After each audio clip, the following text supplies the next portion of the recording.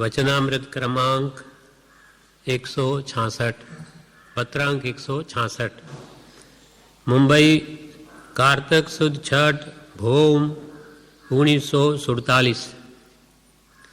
भोमवार एटले मंगलवार। मुंबई कार्तक सुद छठ भोम 1947। आमा परम कृपाले लखे छे, सौभागभाई ઉપર આ પ્રશ્નપત્ર હશે એવો અંદાજ છે, એમ પાછળ પ્રશ્ન વિરામ કરેલો છે। એમાં લખે છે, સત્પુરુષના એક એક વાક્યમાં એક એક શબ્દમાં અનંત આગમ રહ્યા છે, એ વાત કેમ હશે? સત્પુરુષના એક એક વાક્યમાં એક એક શબ્દમાં અનંત આગમ રહ્યા છે, એ વાત કેમ હશે? સતપુરુષ, સત એટલે જેને આત્મા પ્રાપ્ત છે એવા જ્ઞાની પુરુષ, આત્માને પામેલા તે સત્પુરુષ છે। સત એટલે આત્મા। આવા સત્પુરુષના અનુભવી પુરુષના એક એક વાક્યમાં એક એક શબ્દમાં અનંત આગમ રહ્યા છે।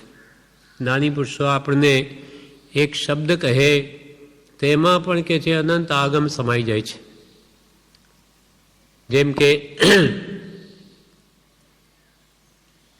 ભગવાન મહાવીર સ્વામીએ ગૌતમ સ્વામીને ત્રિપદી જ આપી છે।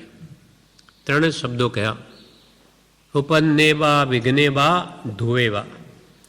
ઉત્પાદ વે દ્રવ્ય સત, દ્રવ્યની પર્યાય ઉત્પન્ન થાય છે, નાશ પામે છે, અને દ્રવ્ય હંમેશા ધ્રુવ રહે છે।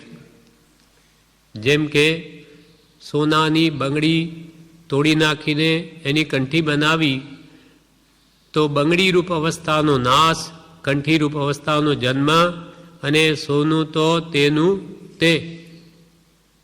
એમ એવી રીતે જ્ઞાની પુરુષોએ એક શબ્દ જે કહે એમાં તો અનંત આગમ એ જ્ઞાની પુરુષો સમજી જાય છે। ગૌતમ સ્વામી જેવા, અને ખાલી 3 શબ્દ આપવા માત્રથી તો એમને આખી દ્વાદશાંગીનું જ્ઞાન થઈ ગયું। એક એક શબ્દમાં એક એક અને એક એક વાક્યમાં એક એક શબ્દમાં અનંત આગમ રહ્યા છે, અનંત આગમ। જેમ કે કૃપાલદેવે આપણને એક વાક્ય આપ્યું, સહજાત્મ સ્વરૂપ પરમ ગુરુ, એને 14 પુરનો સાર કહ્યો છે। અને જ્યારે આપણો આત્મા પોતાના સહજાત્મ સ્વરૂપને પામી જાય ત્યારે કયો આગમ બાકી રહે? જેમ કે શિવભૂતિ મુનિ હતા, એ મા રૂસ મા તુસ, નાની ગુરુએ એમને એટલો જ મંત્ર આપ્યો, કેમ કે એમને કોઈ યાદ રહેતું નહોતું, એટલે એટલું બધું જ્ઞાનાવરણીય કર્મનું આવરણ, એટલે ખાલી આટલો જ મંત્ર આપ્યો કે બસ આ તું રટ્યા કરજે। મા રૂસ મા તુસ, કોઈના પર રૂષ એટલે રૂષમાં દ્વેષ ન કરવો, રૂષ્ટ ન થવું, અને તુષ એટલે રાગ, તુષ્ટમાન ન થવું, કોઈના પ્રત્યે રાગે ન કરવો, કોઈના પ્રત્યે દ્વેષ પણ ન કરવો। આ મા રૂષ મા તુષ, બસ એટલો જ મંત્ર આપ્યો। હવે એ તો રટ્યા કરે છે અને માને છે કે મારા ગુરુની આજ્ઞા છે એટલા માટે કરું છું, મને ખબર નથી। પછી એમાંથી પણ નાનાવર્ણીય કર્મના વિશેષ આવરણને લઈને એ પણ ભૂલાઈ ગયું, અને મા રૂસને બદલે માસ તુસ થઈ ગયું।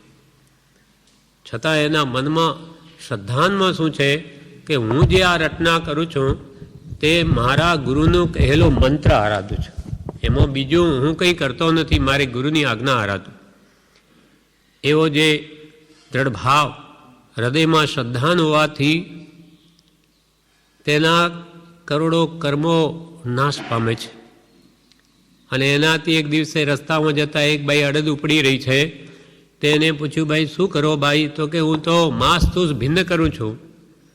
માંસ એટલે અડદ, તુસ એટલે ફોતરા, એને જુદા પાડું છું।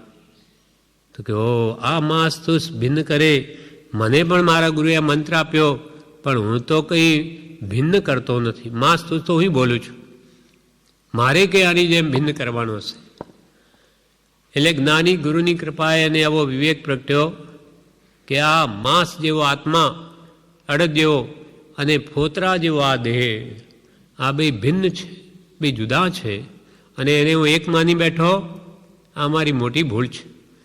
એમ એ વિચારણા કરતાં કરતાં એ ગુરુ કૃપાએ શેડી માંડી અને આ બે શબ્દથી કેવળ જ્ઞાન પ્રગટ કરી લીધું. પછી કયા આગમ બાકી રહ્યા? કેવડીને શું ન જણાય? એટલે જ્ઞાની ગુરુની એક પણ આજ્ઞા જો સાચા ભાવે જીવ કોઈ આરાધે તો એને સર્વ શાસ્ત્રોનું જ્ઞાન થઈ જાય છે. એટલે જેણે આત્મા જાણ્યો તેને સર્વ જાણ્યું, અને સર્વ જાણવાનું ફળ પણ એક આત્મા પ્રાપ્તિ છે. તેમ જ્ઞાની ગુરુની એક પણ આજ્ઞા જો જીવ આરાધે તેમાં અનેકવિધ કલ્યાણ છે. એટલે કૃપાલ કે સત્પુરુષના એક એક વાક્યમાં, એક એક શબ્દમાં અનંત આગમ રહ્યા છે. દ્વાદશાંગી આખી ગૌતમ સ્વામી રચી લીધી. ભગવાને તો માત્ર 3 શબ્દ કયા, ઉપન્નેવા, વિઘ્નેવા, ધુએવા. પણ ગૌતમ સ્વામીને એમાં આખી દ્વાદશાંગી દેખાઈ, અને એ પણ એક અંતર્મુહૂર્તમાં તો આખી દ્વાદશાંગીની રચના કરી લીધી. બ્રહ્મચારીજીએ આ ભાવ પ્રજ્ઞાબોધમાં લખ્યો છે. વીરે દીધી ત્રિપદી પણ શ્રી ગૌતમે દ્વાદશાંગી, ભાળી તેમાં પ્રગટ કરીજો શાસ્ત્ર સૌ વિવિધાંગી. વીરે દીધી ત્રિપદી, ભગવાન મહાવીરે તો ત્રિપદી આપી, ઉપન્નેવા, વિઘ્નેવા, ધોએવા. એમાં તો ગૌતમ સ્વામી આખી દ્વાદશાંગી ભાળી. વીરે દીધી ત્રિપદી પણ શ્રી ગૌતમે દ્વાદશાંગી. દ્વાદશાંગી 12 અંગ, આચારાંગ, સ્વીકળાંગ, ઠાણાંગ, સમયાંગ, ભગવતી આરાધના વગેરે 12 અંગ ગૌતમ સ્વામીને એમાં દેખાઈ ગયા. ભાળી તેમાં પ્રગટ કરી, પાછી પ્રગટ કરી શાસ્ત્ર રૂપે, જો શાસ્ત્ર વિવિધાંગી. એટલે સત્પુરુષના એક એક વાક્યમાં અનંત આગમ વ્યાપે છે. ફરી એક બીજા પાઠમાં પ્રજ્ઞાબોધમાં સત્શાસ્ત્રના ઉપકારના પાઠમાં પૂજ્યશ્રી લખે છે, સતપુરુષના વાક્ય વાક્ય અનંત આગમ વ્યાપે. સતપુરુષના વાક્ય વાક્ય અનંત આગમ વ્યાપે. માત્ર મંત્ર રૂપ શબ્દ ઘણાના, માત્ર મંત્ર રૂપ શબ્દ ઘણાના, ભવ દુઃખ સર્વે કાપે, ભવ દુઃખ સર્વે કાપે. અહો હો પરમ શ્રુત ઉપકાર, ભવીને શ્રુત પરમ આધાર. સતપુરુષના વાક્ય વાક્ય તો અનંત આગમ વ્યાપે. એક એક વાક્યમાં, એક એક શબ્દમાં અનંત આગમ રહ્યા છે. અને માત્ર મંત્રરૂપ શબ્દ તે પણ ઘણાના ભવદુઃખ કાપે. જેમ કે શિવભૂતિ મુનિનું ભવદુઃખ ગયું, કેવળ જ્ઞાન પ્રગટ્યું માત્ર 2 શબ્દથી. મા રુષ મા તુષ, કે ચિલાયતી પુત્રને ગુરુએ ઉપશમ વિવેક સંવર એવો માત્ર મંત્ર આપ્યો, એની આરાધના કરતા કેવળ જ્ઞાન પામ્યા. નાની ગુરુની કૃપાથી અલ્પ સાધનમાં પણ એનું કલ્યાણ થઈ જાય છે. સત્પુરુષના એક એક શબ્દમાં, એક એક વાક્યમાં, એક એક શબ્દમાં અનંત આગમ રહ્યા છે. એ વાત કેમ હશે? એ વાત કેમ હશે? કેવી રીતે આમાં આગમ સમાઈ જાય? આપણેમાં તો જ્ઞાનનો અંશ પણ નથી, સમ્યક જ્ઞાનનો, છતાં પણ આપણને આ વાત કંઈક અંશે સમજાઈ શકે છે. જેમ કે આપણને કોઈ કહે જગત, દુનિયા, વિશ્વ, સંસાર, આ 3 જ અક્ષરનો શબ્દ છે. એમાં આપણને કેટલો મોટો ભાવ સમજાઈ જાય છે. દુનિયા, દુનિયા તો બહુ મોટી, બહુ ઘણી મોટી છે. દુનિયા એટલે કે ભારત જ નહીં, આમાં તો બધા દેશ આવી જાય. એટલે 3 અક્ષરમાં જગત, એમાં હિન્દુસ્તાન નહીં, લંડન, ફ્રાન્સ, જર્મની, ઇટલી, હજારો જે કંઈ પણ દેશ કે નાના છે બધું જ એમાં આવી ગયું.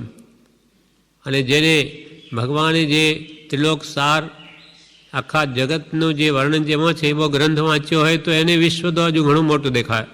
અસંખ્યા દ્વીપ સમુદ્ર જેમાં છે એ માત્ર જગત, દુનિયા, વિશ્વ આટલામાં સમજાઈ ગયું. તો કે વાત તો બે જ શબ્દો કયા, તમે આટલો બધો ભાવ સમજી ગયા? કેમ કે વાંચેલું હોય, જાણેલું હોય તો એ નાનાવણીય કર્મનો ક્ષપક્ષમ થયો સમજાય. તો આપણા જેવા પામરને પણ જગત શબ્દથી કેટલું બધું વિશાળ જ્ઞાન થઈ જાય છે, તો ભગવાન તીર્થંકરોને શું ન થાય? અથવા આ ગૌતમ સ્વામી જેવા 4 જ્ઞાનના ધરતાને એ આખી દ્વાદશાંગીનું જ્ઞાન કેમ ન થાય? ભગવાન એમને ઉપદેશે છે. ભગવાન મહાવીર સ્વામી અને ગૌતમ સ્વામી જેવા શિષ્ય છે, એની બુદ્ધિ કેટલી નિર્મળ, એનું જ્ઞાન કેટલું વિશાળ, તો એને આખી દ્વાદશાંગીનું જ્ઞાન કેમ ન થાય? એટલે કૃપાલ કહે છે, સત્પુરુષના એક એક વાક્યમાં, એક એક શબ્દમાં અનંત આગમ રહ્યા છે. એ વાત કેમ હશે? એવી રીતે જ હશે જેમ આપણને 1-2 શબ્દથી કેટલી મોટી વાત સમજાઈ જાય છે, તો એમને કેમ ન સમજાય?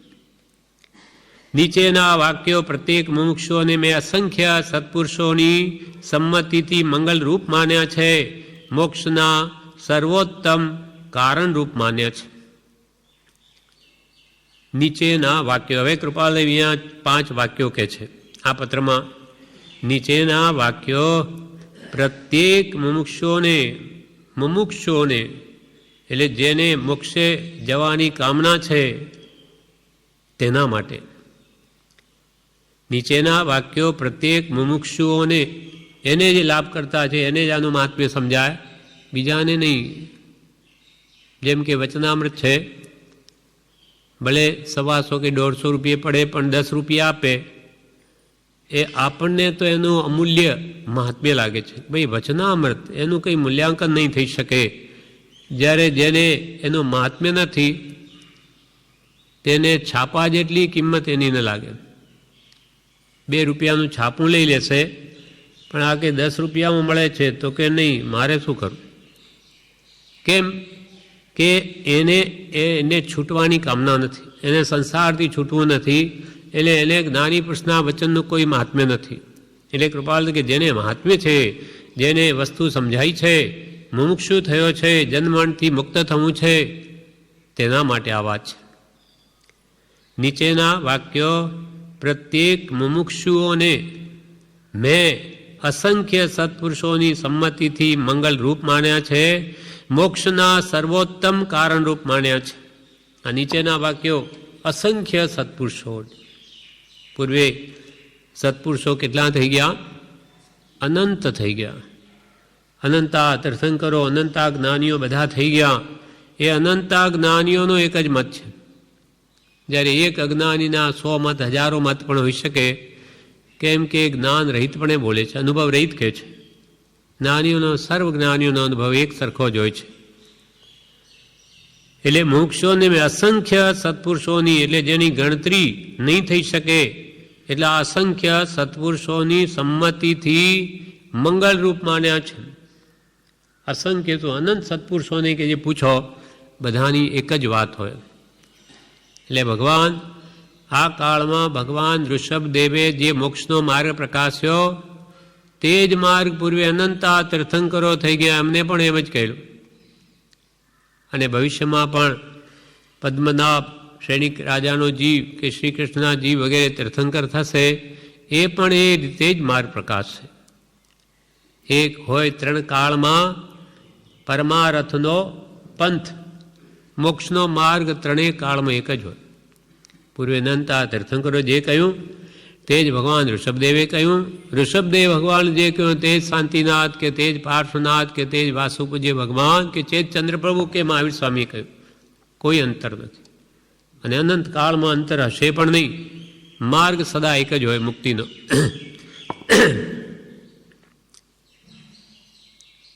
પ્રેરે તે પરમાર્થને તે વ્યવહાર છે. એક હોય 3 કાળમાં પરમાર્થનો પંથ, અને પ્રેરે તે પરમાર્થને તે વ્યવહાર સંબંધ. જે વ્યવહાર પરમાર્થ પ્રત્યે પ્રેરે, આત્માર્થમાં લઈ જાય, આત્મકલ્યાણમાં સહાયક થાય, તે જ વ્યવહાર જ્ઞાની પુરુષોને સંમત છે. એમ અસંખ્ય સત્પુરુષોની સંમતિથી મેં મંગલ રૂપ માન્યા છે મુમુક્ષોને માટે. મંગલ એના બે અર્થ થાય. મમ ભેગું લઈએ, મ આખો લઈએ બે, તો મમ એટલે સુખ અને લ એટલે લાવે, જે સુખને લાવે તે મંગલ. બીજો અર્થ મંગલનો એમ છે મમ, બીજો મ અડધો કરી દઈએ અને પેલી બાજુ એ ગલ લઈ જઈએ તો મમ એટલે પાપ અને ગળ એટલે ગાળે, જે પાપને ગાળે અને આત્માના કલ્યાણને લાવે તેનું નામ છે મંગલ. તો આ વચનો જ્ઞાની પુરુષો જે 5 વાક્યો કહ્યા છે તે નીચેના વાક્યો પ્રત્યેક મુમુક્ષુઓને મેં કૃપાલ કે મેં અસંખ્ય સત્પુરુષોની સંમતિથી મંગળ રૂપ માન્યા છે, મોક્ષના સર્વોત્તમ કારણ રૂપ માન્યા છે. આ 5 વાક્યો જો યથાર્થ સમજી લે તો એને મોક્ષ માટેના સર્વોત્તમ કારણરૂપ છે. મોક્ષની પ્રાપ્તિમાં પ્રબળ સહાયક છે. આ પ્રમાણે જીવ જાણી શ્રદ્ધી ને વર્તે તો એ જીવનો અવશ્ય મોક્ષ થાય. એટલે કે અસંખ્ય સત્પુરુષોની જે આ માન્યતા છે તે જ હું અહીંયા કહું છું. એમ કૃપાલય કહે છે અસંખ્ય સત્પુરુષોની સંમતિથી મંગલ રૂપ માન્યા છે, મોક્ષના મુક્તિના સર્વધર્મ મુક્તિને શ્રેષ્ઠ કહી એવો જે મોક્ષ સર્વ દુઃખથી છૂટવું, જન્મજરા મરણથી છૂટવું, સર્વ આધિ વ્યાધિ ઉપાધિથી છૂટવું, એનું નામ મોક્ષ છે. મુક્તિ તેના સર્વોત્તમ કારણરૂપ માને છે. એ મોક્ષ પ્રાપ્તિના સર્વોત્તમ કારણરૂપ આ 5 વાક્યોને કે મેં માન્યા છે. મેં જ નહીં, અસંખ્ય સત્પુરુષોએ પણ એમ જ માનેલું છે. તેમાંનું પહેલું વાક્ય તે કૃપાલદેવ કહે માઇક સુખની સર્વ પ્રકારની વાંછા ગમે ત્યારે પણ છોડ્યા વિના છૂટકો થવો નથી. તો જ્યારથી એ વાક્ય શ્રવણ કર્યું ત્યારથી જ તે ક્રમનો અભ્યાસ કરવો યોગ્ય જ છે એમ સમજવું. યોગ્ય જ છે એમ સમજવું. શું યોગ છે?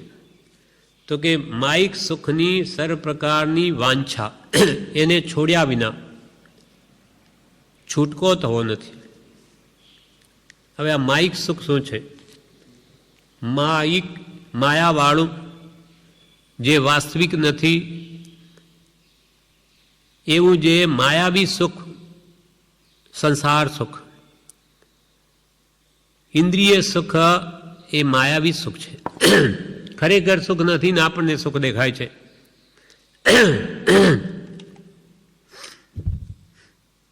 બાજીગરના રૂપિયા જેવું છે. બાજીગર એટલે જાદુગર. એવી વિદ્યાઓથી આપણને એ કેટલાય રૂપિયાનો ઢગલો બતાવે અને પછી એ કપડું ઢાંકીને એના અંદર કેટલાય રૂપિયા જેમ જેમ ઊંચું આવે કપડું અને આપણને કપડું ઉપર લઈને બતાવે કે હો રૂપિયાનો ઢગલો. અને પછી એ જ માયાવી જાદુગર બાજીગર પોતાનું એલ્યુમિનિયમનું કે જે કંઈ પણ વાટકો લઈ અને બધા પાસે ફેરવે, આપો પૈસો પૈસો આપો. તો આ પ્રમાણે આવું જોયેલું છે નાનપણમાં. મને એમ થયું કે આ આટલા બધા રૂપિયા છે તો આ પૈસો પૈસો શું કામ માગે? આટલા બધા રૂપિયા એની પાસે. પછી બીજાએ કહ્યું એ તો માઇક, એ તો ખોટું દેખાય, વિદ્યા તે અસલ છે નહીં. એમાં સંસારનું સુખ છે તે બહારથી આપણને કેટલું આકર્ષક સુખરૂપ ભાષે અને જેમ જેમ માણસ અંદર જતો જાય તેમ તેમ ઉપાધિમાં ગ્રસ્ત થાય, પકડાય અને મોહ શમે, મોહની જબ ઉપશમે ત્યારે લાગે કે ઓહો આ તો ભયંકર દુઃખ છે. પણ બહારથી એને બહુ સારું લાગે એટલે એમાં ઉતરે છે. એવું એક બીજું દ્રષ્ટાંત આપ્યું છે મહાપુરુષોએ કે આ જીવને મોહનીય કર્મના ઉદય એને એકલું ગમતું નથી. એટલે 1 થી 2 હોય, ઉંમર થાય એટલે કે હવે લગ્ન થાય તો સારું એવું મનમાં રહે. પણ એને એમાં એને સુખ જ દેખાય છે. દુઃખની વાત તો પછી છે. પછી તો માણસ અંદર ઉતર્યા પછી એ ક્યાંય જઈ ન શકે. પકડાઈ જાય છે. મોહ છે ઊંડો ઊંડો ફસાવે.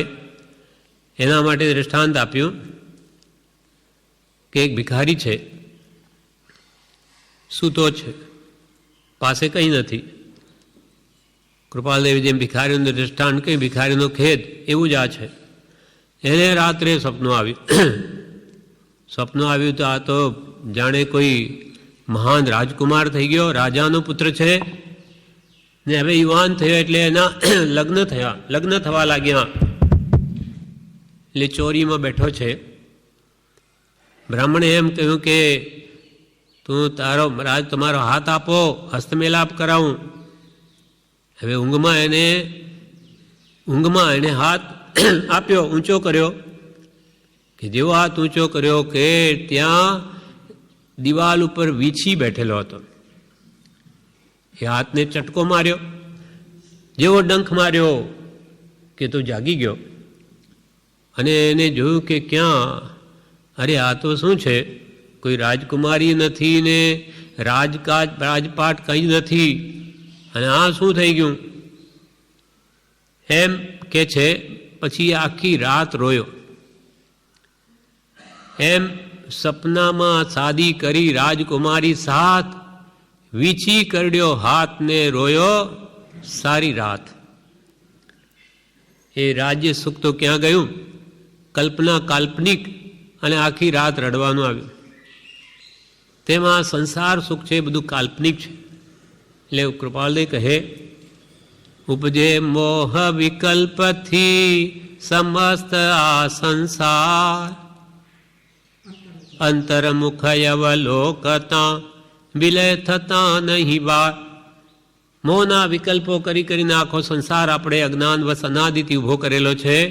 પણ જ્યારે એને જ્ઞાન થાય, સાચી સમજણ આવે નાની પુરુષના ઉપદેશથી, ત્યારે એ સર્વ દુઃખનું મૂળ ભાસે છે.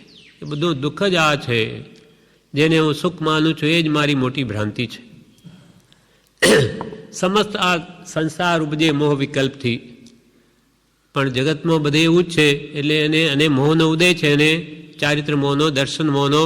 એટલે એને બધું વિપરીત સમજાવે. દર્શન મોહનું કામ શું? કર્મોની ભેદ દર્શન ચારિત્ર નામ. દર્શન મોહ વિપરીતતા કરાવે, જ્યાં સુખ નથી ત્યાં સુખ મનાવે, અને ચારિત્ર મોહ રાગદ્વેષ કરાવે.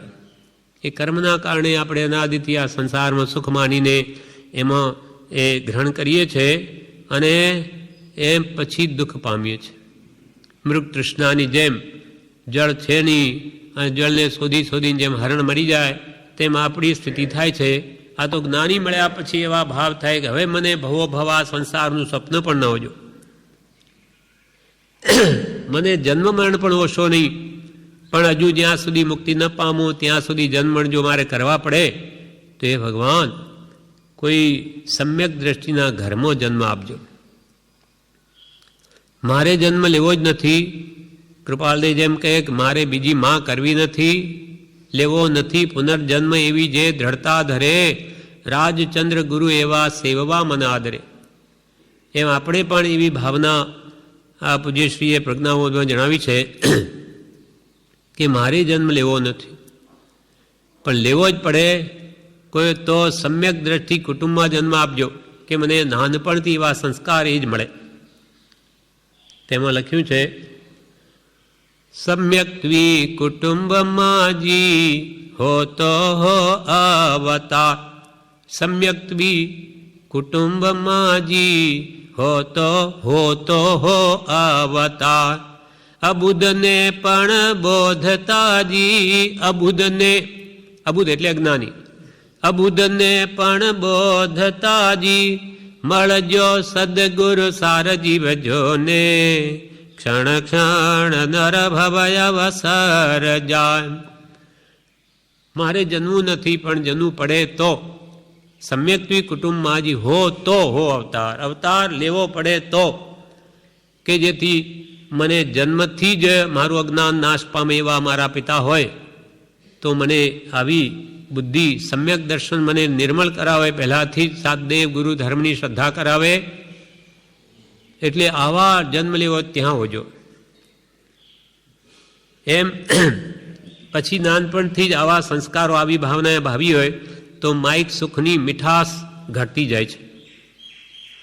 માયિક સુખની સર્વ પ્રકારની વાંછા, માયિક એટલે સંસાર સુખની સર્વ પ્રકારની વાંછા એટલે ઈચ્છા ગમે ત્યારે પણ છોડ્યા વિના છૂટકો થવો નથી. આપણને આજે ભલે સંસાર મીઠો લાગે, પણ આજે કાલે 1000 વર્ષે લાખ વર્ષે મોડે કે વહેલે એ ઇન્દ્રિયોના વિષયોનું આકર્ષણ કે સુખ બુદ્ધિ છોડીએ જ છૂટકો છે. કોઈ વિષય કસાય લઈને કોઈ મોક્ષે ગયા નથી. એટલે કૃપાલ કે હે જીવ ક્યાં ઈચ્છા હે ઈચ્છા દુઃખ મૂળ, જબ ઈચ્છા કા ના સતબ મીટે અનાદિ ભૂલ. ઈચ્છાનું જ મોટું દુઃખ છે. ઈચ્છાઓ જેટલી ઘટે એટલું સુખ પ્રગટે છે. જેમ કે સંસારનું જે સુખ છે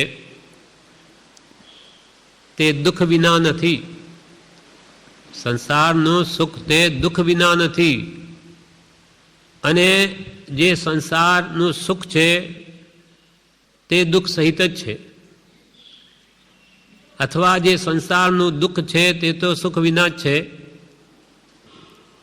જેમ કે વિષયોની બળતરા હોય તો જ ઇન્દ્રિય સુખનો આભાસ થાય છે. અંદરમાં વિષયોની બળતરા હોય તો ઇન્દ્રિય વિષયોમાં સુખ ભાસે છે. જેમ કે પહેલાં આપણને જે ખાવામાં સુખ લાગે, પણ એના પહેલાં ભૂખનું દુઃખ જોઈએ. ભૂખ બહુ લાગી છે એ જો જ્યાં સુધી આપણને મહેસૂસ ફીલ નહીં થાય ત્યાં સુધી ખાવામાં સુખ ન લાગે.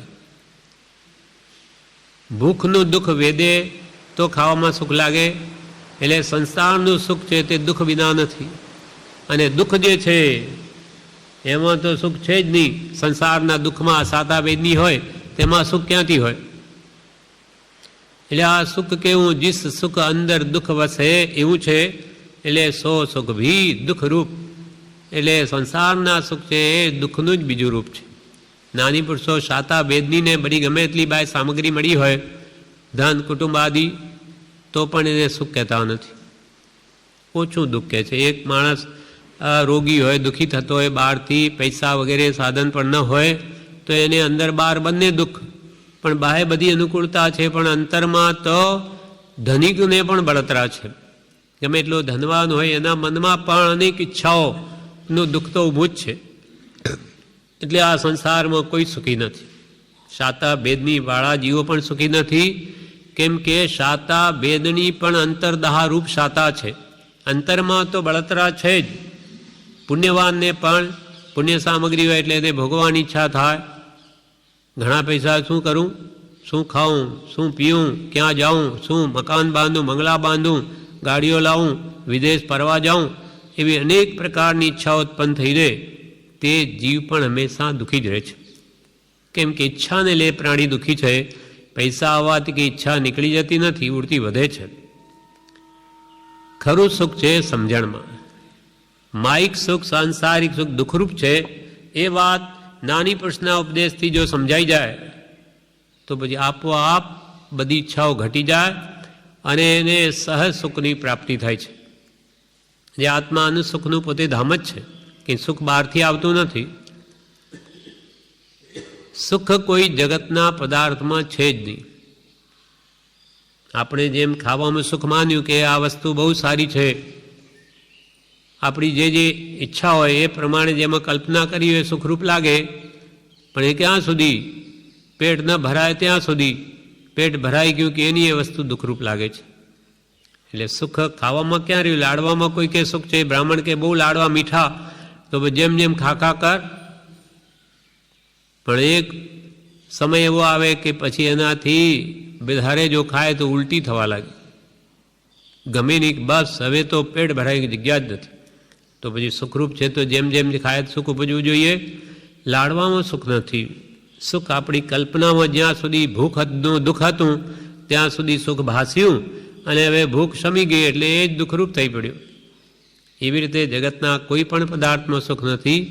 સુખ તો સમજણમાં છે. પ્રભુ કે સુખ પ્રભુ સમજણ એ જ સુખ છે અને અણસમજણ એ જ દુઃખ છે.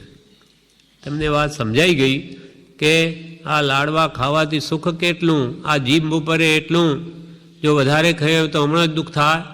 અને પછી એનાથી એની વિષ્ઠા થાય છે, એમાં શું સુખ? એવી જો ભાવના કરીને વાતને તુચ્છપણું સમજી લે એ પદાર્થનું, તો બસ એના પ્રત્યેનું આકર્ષણ મટી જાય છે. એટલે કૃપાલ કે આ વિષયોની જે બળતરા છે એના પ્રત્યે ઈચ્છા બહુ થાય માઇક સુખ પ્રત્યે, એટલે કેમ ઘટાડવી? તો કે એનું તુચ્છપણું લાગવું જોઈએ, એ વસ્તુ તુચ્છ ભાસવી જોઈએ કે એમાં શું મહાત્મ્ય છે? અનંતવાર ભોગવ્યું, ક્યાં તૃપ્તિ થઈ? અનંતવાર દેવલોકના પણ સુખ ભોગવ્યા છતાં આ જીવને ક્યાં સંતોષ છે? એ થવાનું પણ નથી. અનંતકાળ સુધી હજુ દેવલોકમાં રહી જાય તો એને એની તૃષ્ણા શમે નહીં. ગમે એટલું સવારમાં ખાઈને પેટ ભરીએ પણ સાંજે તો હતા તેવાના તેવા. આવી બધી જ ઈચ્છાઓ ક્ષણિક છે, માટે સંસારમાં સુખ છે જ નહીં. માઇક સુખની સર્વ પ્રકારની વાંછા એટલે ઈચ્છા ગમે ત્યારે પણ છોડ્યા વિના છૂટકો થવો નથી. ગમે ત્યારે પણ એ ઈચ્છાઓ મૂકવી જ પડશે. તો કૃપાલદેવ કહે છે, તો જ્યારથી એ વાક્ય શ્રવણ કર્યું ત્યારથી જ તે ક્રમનો અભ્યાસ કરવો યોગ્ય જ છે એમ સમજવું.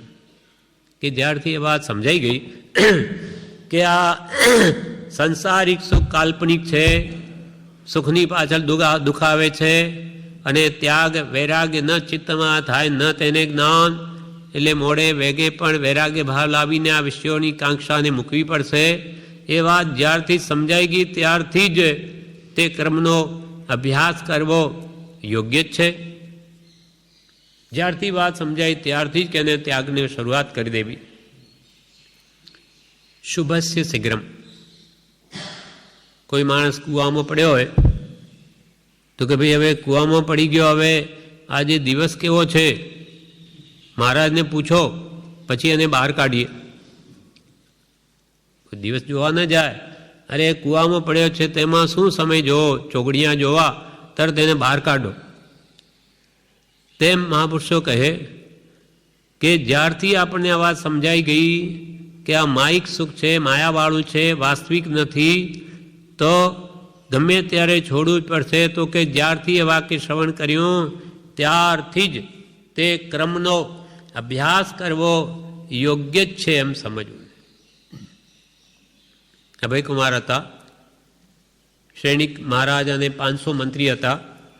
તેમાં સર્વોપરી મંત્રી, પ્રધાનમંત્રી તે આ અભયકુમાર હતા. જો કે સૈનિક રાજાના જ પુત્ર છે, પણ બહુ જ બુદ્ધિશાળી છે, અત્યંત. એટલે એમને એકવાર ભગવાન મહાવીરના ઉપદેશમાં એમ સાંભળ્યું કે હવે ઉદયન રાજા રાજર્ષિ છે, એના પછી કોઈ રાજા દીક્ષા લેશે નહીં. આ છેલ્લા ઉદયન રાજર્ષિ છે, એના પછી કોઈ દીક્ષા લેશે નહીં. એટલે અભયકુમારને થયું કે ઓહો, હું દીક્ષા નહીં લઈ શકું. જો હું રાજા થઈ જઈશ, કેમ કે પાટવી પુત્ર છે, સૈનિક પછી એ જ રાજાનો એમનો એ પાટ મળે, રાજ્ય મળે. જો હું રાજા થઈ ગઈશ તો હું દીક્ષા નહીં લઈ શકું. આ વાત ભગવાનની પાસે સાંભળી કે બસ જ્યારથી શ્રવણ થયું ત્યારથી તે ક્રમનો અભ્યાસ કરવો યોગ્ય જ છે. એટલે હું મનમાં નક્કી કરી લીધું કે મારે આ રાજ્ય લેવું જ નથી કોઈ પણ રીતે, મારે તો દીક્ષા જ લેવી છે. એટલે પિતા સૈનિક મહારાજને કહ્યું કે મારે દીક્ષા લેવી છે. હવે આવો હોશિયાર પુત્ર 500 મંત્રીઓની ઉપરી, એટલે પિતા એમ કહે સૈનિક મહારાજે કે નહીં, હું દીક્ષા તને નહીં આપું, તારે જે કોઈ ઘરમાં આરાધના કર, દીક્ષા નહીં આપું. હવે શું કરે?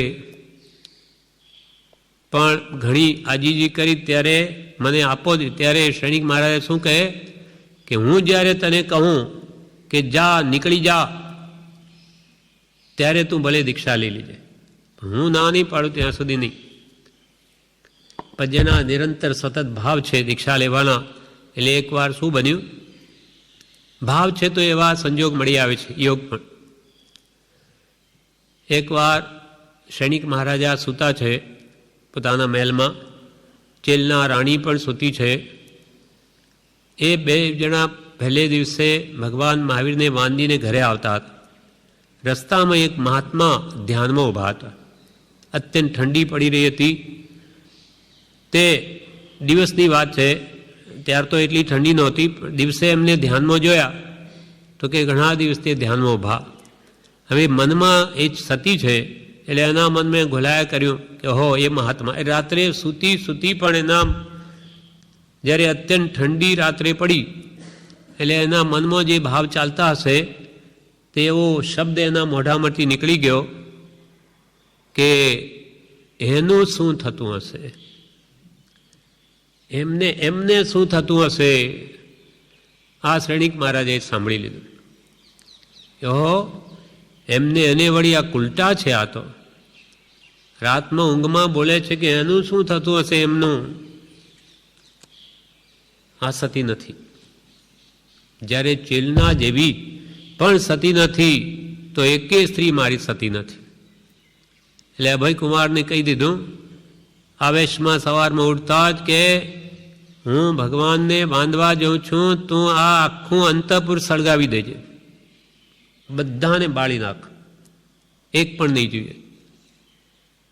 એ તો બહુ હોશિયાર છે અભયકુમાર કે આવા રાજા વાજા અને વાંદરા, આ રાજાઓને રાજ્ય મંત્રીઓથી ચાલે છે, તેથી આખું રાજ્ય દીપે. એટલે અભયકુમારે વિચાર કર્યો કે આવેશમાં આવીને કંઈ બોલી જાય છે, પણ એમ કંઈ કરાય? તો કે હા મહારાજ, જે બી આપની આજ્ઞા.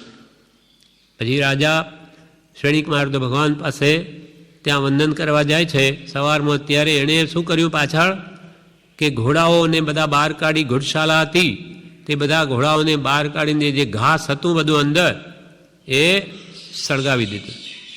એટલે ખૂબ ધુમાડા નીકળવા માંડ્યા. હવે એ આ બધું કામ કરીને એ પણ ભગવાન મહાવીર પાસે આવે છે. પણ ત્યાં શ્રેણીક રાજાએ પૂછ્યું ભગવાન મહાવીરને કે પહેલાં ઉપદેશ સાંભળે પછી કે ભગવંત, આ રાણી ચેલણા તે સતી છે? ત્યારે ભગવાન મહાવીર શું કહે, તારી બધી રાણીઓ સતી છે. મારી બધી રાણીઓ સતી છે?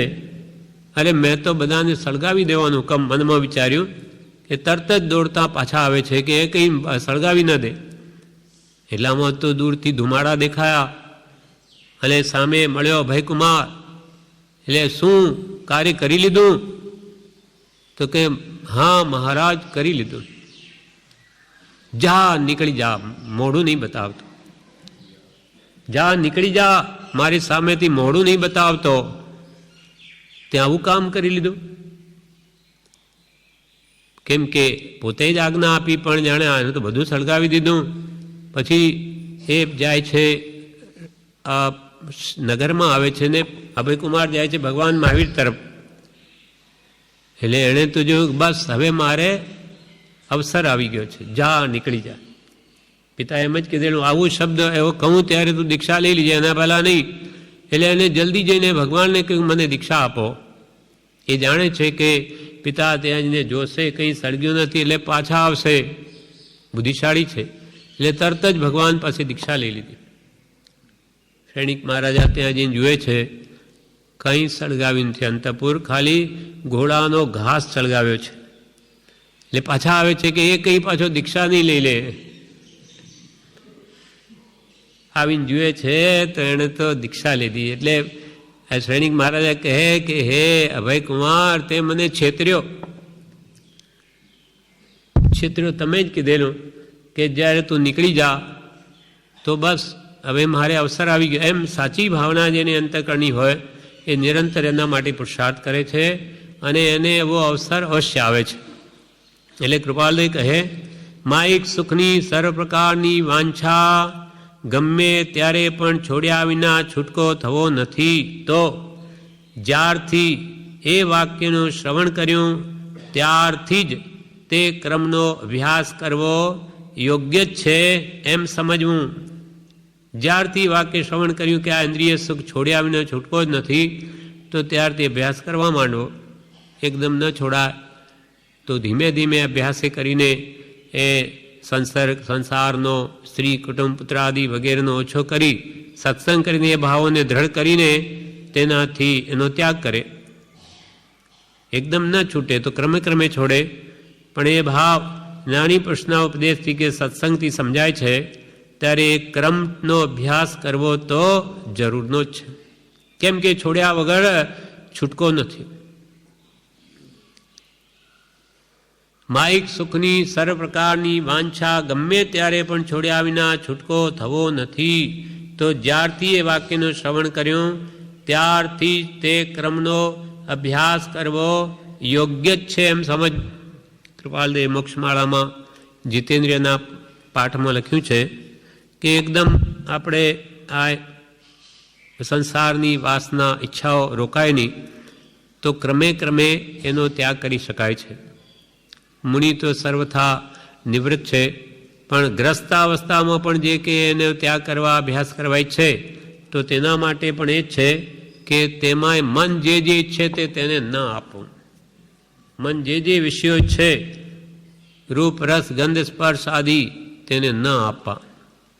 તો એની મેરે એ ઈચ્છાઓ ઘટે છે અને આત્મા બળવાન થઈને સર્વ ઈચ્છાઓનો નાશ કરી શકે છે. એમ જ્યારથી આપણે કૃપાલદેવ મળ્યા આપણા માટે અને આપણને આ વાત સમજાય કે સંસાર દુઃખરૂપ જ છે, તો પછી એનાથી એનો સંસાર કેમ છૂટે? અથવા માત્ર એટલી ભાવના તો કરી શકાય કે ભગવંત મને ભવો ભાવ હવે તારું શરણું જોજો, મને આ સંસારનું સ્વપ્ન પણ ન હોજો. અપૂર્વ અવસરમાં આપણને બધી એ ભાવના કૃપાલદેવે કરાવી છે કે આગલા બોમમાં જે કંઈ આવી ભાવનાઓ ભાવી હશે તેના ફળમાં આપણને આ બધી અનુકૂળતા મળી આવી છે. અને હવે જો આવી ઉત્તમ ભાવના ભાવીશું તો ભવિષ્યમાં પણ એવી યોગવાઈ જરૂર મળી આવશે. એટલે આખી ભક્તિ આપણે કરીએ છીએ કે આ સત્સંગ છે તે પણ ભાવના જ નિમિત્તો છે. કેમ કે જેવા સંગ તેવો રંગ લાગે, જેવા નિમિત્ત હોય તેવા ભાવ થાય છે. એટલે આપણને આ સત્સંગની યોજના જે પ્રવૃત્તિ કરી આ ઉત્તમ ભાવો લાવવા માટે, વસ્તુ સમજાય તો આપોઆપ એનો મોહ મટી જાય છે. કૃપાલ કે સંસારના કોઈ પણ પદાર્થનો આ જીવે જ્ઞાની પુરુષના ઉપદેશને આધારે વિચાર કર્યો નથી. જો વિચાર કર્યો હોત તો તે પ્રત્યે સાવ નીરસતા થઈ હોત. કેમ કે સંસારના કોઈ પણ પદાર્થમાં એવું નથી કે જેને ત્યાં રાગ કરીને એમાં મોહ કરે એવી કોઈ પદાર્થ જ નથી. માત્ર અવિચારે કરીને તેમાં મોહ બુદ્ધિ રહે છે, વિચાર નથી. કર વિચાર તો પામ, ઔષધ વિચાર ધ્યાન. વિચાર કરે તો સંસારનો મોહ અવશ્ય ઘટે અને એની યોગ્યતા વધે, એને આત્માનું સુખ અહીંયા જ વેદાય. એના માટે હવે આગળ હજુ જણાવશે કે હવે ઈચ્છાઓ કેમ ઘટે, સંસારનું વાસ્તવિક સ્વરૂપ કેમ જણાય, કોના દ્વારા જાણવું. ત્યાર પછી આગળના હવે બીજા વાક્યમાં કોઈ સાચા જ્ઞાની પુરુષની શોધ કરવી અને તેના પ્રત્યે તન મન વચન અને આત્માની અર્પણ બુદ્ધિ કરવી આત્માથી, અને તેની જ આજ્ઞાનું સર્વ પ્રકારે નિશંકતાથી આરાધન કરવું, અને તો જ સર્વ માયિક વાસનાનો અભાવ થશે એમ સમજ. એમની ઈચ્છાઓ અંદરની નહીં જાય. કોઈ સાચા આત્મજ્ઞાની પુરુષ શોધ કરવી, તેને પ્રત્યે ભક્તિ પ્રગટ કરવી, શ્રદ્ધા લાવવી, એ સાચા જ્ઞાની છે કે નહીં તે પામ્યાની પૂર્ણ ચોકસી કરવી, અને પછી તેના પ્રત્યે તન મન વચન અને આત્માથી અર્પણ બુદ્ધિ કરવી, અને એની આજ્ઞાનું સર્વ પ્રકારે નિશંકપણે આરાધન કરવું, તો આ માયિક સંસારિક વાસનાનો જરૂર અભાવ થશે એમ માનવું. આના વિશે કૃપાલદેવ અનેક પત્રમાં ઘણું જણાવ્યું છે, જે આપણે આવતીકાલે લઈશું.